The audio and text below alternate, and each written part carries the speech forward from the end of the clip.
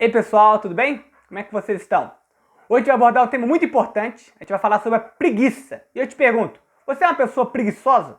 Você é uma pessoa que gosta do sono, gosta de descansar, gosta de uma vida ociosa? Se você é esse tipo de pessoa, eu creio que Deus vai falar muito com você. Então, antes de a gente abordar o tema, curta o vídeo, se inscreva no canal, compartilhe com todos os preguiçosos que você conhece. Tô brincando, gente. Compartilhe com todo mundo, para que mais pessoas possam entender o que a Bíblia fala sobre a preguiça. Então vamos para o tema? Preguiça?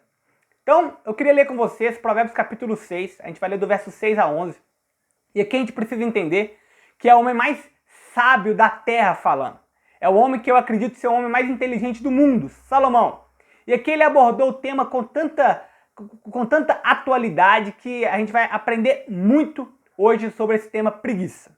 Provérbios capítulo 6, o verso 6 a 11, diz assim: observe a formiga, ó preguiçoso, reflita nos caminhos dela e seja sábio. Ela não tem chefe, não tem supervisor, nem governante, e ainda assim armazena as suas provisões no verão e na época da colheita. E o verso 9, até quando você vai ficar deitado, preguiçoso? Quando se levantará do seu sono, tirando uma soneca, cochilando um pouco, cruzando os poucos braços para descansar? A sua pobreza o surpreenderá como assaltante, e a sua necessidade lhe sobrevirá como homem armado.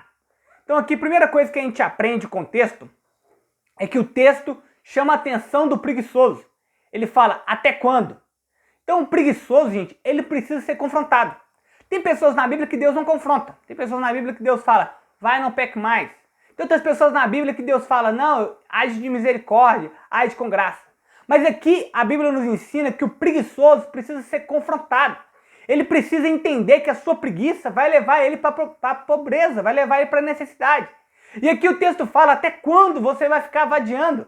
Até quando você não vai trabalhar, não vai estudar, vai continuar deitado, vivendo no ócio? Olha para o passado, olha para o ano de 2018, o que você conquistou, o que você fez? Olha para o ano de 2019, o que você fez? Olha para o ano de 2020. E eu quero dizer, se você continuar com esse tipo de mentalidade, não vai ser diferente. Pois a ocupação do preguiçoso é não fazer nada. Ele desperdiça a sua vida, ele desperdiça o seu tempo, ele desperdiça todos os seus talentos. E eu te pergunto, você é esse tipo de preguiçoso? Você ama o sono? Você ama o descanso? Você trabalha e estuda por obrigação. Mas até quando você vai ficar amando a preguiça, o entretenimento, redes sociais, Netflix? Gente, eu vejo Netflix, também tenho redes sociais, mas para o preguiçoso, ele faz isso tudo em excesso. Porque na verdade, o hobby do preguiçoso é a preguiça, é ficar dormindo. Existem pessoas que gostam de jogar futebol, outras gostam de outros esportes, mas o hobby do preguiçoso é a preguiça, é deitar, é o descanso em excesso. E você pode observar que o preguiçoso, ele sempre adia as suas tarefas, sempre que possível. Ele é uma pessoa procrastinadora. Ele é adepto à lei do pequeno esforço. Ele gosta da moleza. Se você pedir algo para o preguiçoso, ele vai fazer com o menos esforço possível e com o máximo de tempo, para você não pedir mais nada para ele. Por quê? Porque ele tem aversão ao trabalho. O preguiçoso, ele vive numa condição de desânimo, sem esperança, sem motivação. E a preguiça, gente, é o pecado do ócio. Ela faz mal sem fazer nada. Um exemplo, deixa a sua casa sem fazer nada durante um tempo e você vai ver que vai virar uma bagunça. Então é o mal de não fazer nada. Esse é o pecado do preguiçoso. E qual que é a consequência, gente, de uma vida preguiçosa? A consequência, o texto fala, uma vida pobre, miserável e um final infeliz. Porque a pobreza e a preguiça, elas sempre andam juntos. Elas são companheiras. E você nunca vai ver um preguiçoso feliz. Porque o preguiçoso, ele tem um sentimento de inutilidade e isso gera tristeza. E aqui, para acrescentar mais sobre a preguiça, eu queria ler dois textos de Paulo. Ele fala assim, quando ainda estávamos com vocês, nós ordenamos isto. Se alguém não quiser trabalhar, esse também não coma. Olha que radical, gente. Porque ouvimos de alguns de vocês que estão ociosos, não trabalham, mas andam se intrometendo na vida alheia. O preguiçoso, a ocupação dele, às vezes não é o trabalho, mas a ocupação dele talvez é a fofoca. Ele sempre vai arrumar alguma coisa para fazer. E ele continua, esforcem-se para ter uma vida tranquila. cuidar dos seus próprios negócios e trabalhar com as próprias mãos, como nós os instruímos, a fim de que andem decentemente aos olhos dos que são de fora e não dependam de ninguém. Então hoje, talvez você, essa pessoa aí preguiçosa, e hoje a gente vai aprender com a formiga. Hoje a gente vai aprender com a formiga como se deve se trabalhar. O texto fala, observa. É como se o texto estivesse falando assim, olha, senta agora numa sala de aula e agora a formiga vai ser a sua professora. Ela não tem mestrado, ela não tem doutorado. É sim, é humilhante, mas é necessário, porque a formiga, ela pode nos ensinar muitas coisas. E o que a gente aprende aqui com a formiga no texto? Primeiro aqui está no verso 6. Olha o que diz. Observe a formiga preguiçoso, reflita nos caminhos dela e seja sábio. Primeira coisa que a gente observa com a formiga, observando a formiga, é que ela trabalha muito. Hoje as pessoas elas ficam tanto no entretenimento que não conseguem trabalhar. E acompanhe as formigas, elas não param, elas trabalham muito. Tira um dia e vai observar as formigas, o tempo todo elas estão trabalhando. E eu te pergunto, você é uma pessoa que trabalha e estuda muito? O preguiçoso, gente, ele até trabalha, mas pouco. E se tiver oportunidade, ele não trabalha, porque ele odeia o trabalho. Ele vive com o que tem e não busca crescer, pois ele não quer sair da zona de conforto. Enquanto dá para viver, ele vai vivendo. Ele volta a deitar. Ele é uma pessoa acomodada. Essa é uma das características do preguiçoso. Você pode observar que existem pessoas que ficam anos numa empresa, no mesmo cargo. Talvez eles não mudam, não querem crescer. Por quê? Porque elas não querem sair da zona de conforto. E o preguiçoso, ele gosta de gambiarra. A sua vida é uma gambiarra. Ele não resolve o problema. Ele tampa ali um buraco, mas ele sabe que daqui a pouco o buraco vai ruir. Mas ele quer fazer o menos esforço possível. E não é essa vida que Deus tem pra gente. Observe a formiga, ela trabalha muito. Segunda coisa que a gente aprende com a formiga, trabalham por conta própria. Olha o que o texto diz, verso 7. Ela não tem chefe, nem supervisor, nem governante. A formiga aqui, gente, ela, diferente do preguiçoso, que precisa ser mudado, precisa ser confrontado, a formiga não tem chefe e mesmo assim ela trabalha muito. E eu faço uma pergunta para você. Será que você trabalha muito quando seu chefe está próximo? Será que você estuda mais nos dias de prova? Será que você só entrega projeto, resultado, sofrendo pressão? A formiga não. Ela é responsável, ela sabe do seu dever comum. Eu trabalhei com um rapaz, uma época, que eu observava que ele trabalhava muito em uma semana só. E um dia eu fui perguntar para ele, eu falei assim, olha, por que você trabalha muito nessa semana? E ele falou comigo, olha, eu trabalho muito nessa semana porque é quando eu recebo meu salário. Mas a minha motivação, ela fica só uma semana. Depois que eu já acabei com o meu dinheiro, eu começo a trabalhar de forma desleixada. A formiga, gente, ela não precisa receber elogios. Ela não precisa receber tapinha nas costas. Ela não precisa de nada. Ela sabe do seu dever e por isso ela é autorresponsável. Ela é empreendedora. Ela não precisa de chefe. E quantas empresas buscam funcionários assim, com autonomia, que trabalham sem precisar ser mandado? Terceira coisa aqui que a gente aprende com a formiga, verso 8. Olha o que diz.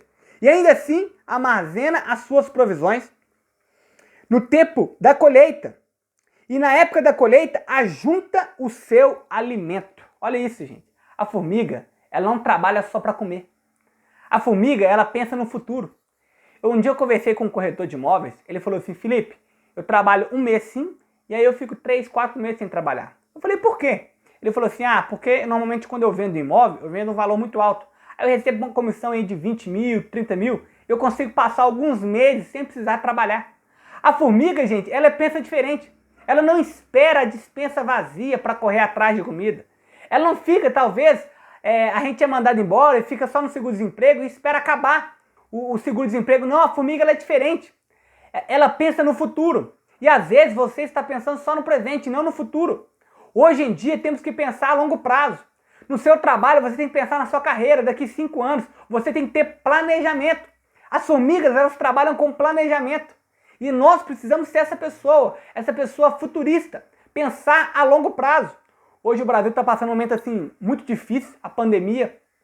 E por qual motivo que às vezes nós estamos passando muita necessidade? Porque o Brasil não é o pensamento do brasileiro não é futurista. Ele trabalha para comer, ele não planeja.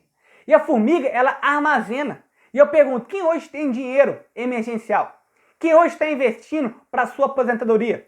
Eu tive uma aula de economia e o professor falou assim, um princípio econômico é ter no mínimo 5 salários guardados para tempos de caos.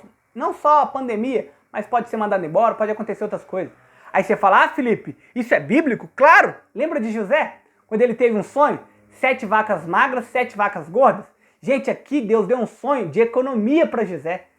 Deus deu um sonho para ele que vai existir um tempo de abundância e vai existir um tempo de escassez. E ali, através desse sonho, ele foi sábio e ele guardou no tempo de abundância. E a formiga, ela faz isso. E tem pessoas que são tão acomodadas com o presente que elas vivem com aquilo que dá para viver e não pensam no futuro. E a gente esquece que a gente vai um dia ficar velho. Então, aqui a dica da formiga é: aproveite as estações, aproveite a oportunidade. E por último ensino aqui que a formiga nos dá: elas trabalham em equipe. Você pode observar, se você ficar olhando a formiga, uma ajudando a outra. Você vai observar que a competitividade pode ser substituída pela coletividade. Eu li uma pesquisa uma vez que tinham duas equipes de 10 funcionários. Uma equipe a gerente conseguiu trabalhar com que todas se ajudam mutuamente. A outra equipe era individualista. E o que observaram? Observaram que essa equipe ela produzia quase 5 vezes mais do que a outra, que era individualista. A união, gente, faz a força. Tem um livro que chama O Poder do Networking. E ele fala isso, o poder das conexões. Então ajude pessoas nas suas dificuldades.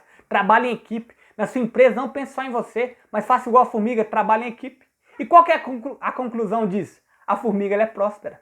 O segredo da prosperidade, gente, é o trabalho. Esse é o segredo da prosperidade. A prosperidade não é com a Mega Sena, isso é pro preguiçoso, não é o lato fácil, isso é preguiça. Tem uma frase do Benjamin Franklin que ele fala assim: a preguiça viaja tão devagar que logo a pobreza a atinge. E eu te pergunto, hoje a gente colhe se Deus nos abençoar, claro. Mas se a gente não plantar, o que a gente vai colher? Queremos ter qualidade de vida, mas não nos empenhamos para isso. A mente do preguiçoso, gente, é essa daqui, ó. Descansar é melhor do que trabalhar. Deitar é melhor do que sentar. Dormir é melhor que acordar. A morte é melhor que a vida. Tem um pregador chamado Ed René-Kivitz. Ele fala que a preguiça é o suicídio existencial. É como se a pessoa nem existisse. E a preguiça, gente, é isso. É o desejo da resistência ao trabalho. Resistência à aceleração e desenvolvimento do mundo. E hoje a gente aprendeu com a formiga. Então, hoje, toma uma posição e trabalhe muito. Trabalhe em equipe. Trabalhe e pense no futuro. E trabalhe por conta própria. Não espere as pessoas mandar você fazer. Tenha proatividade. Seja uma pessoa com autonomia. E a formiga, gente, ela tem um ritmo. Ela persevera. Ela é constante. E ela não deixa os obstáculos pararem ela. Se você estudar sobre as formigas, você vai ver que ela carrega 10, 100 vezes mais do que o seu corpo. Então, a gente aprende com a formiga que ela trabalha, mas ela consegue ver o sobrenatural de Deus. Ela consegue ver a graça de Deus na vida dela.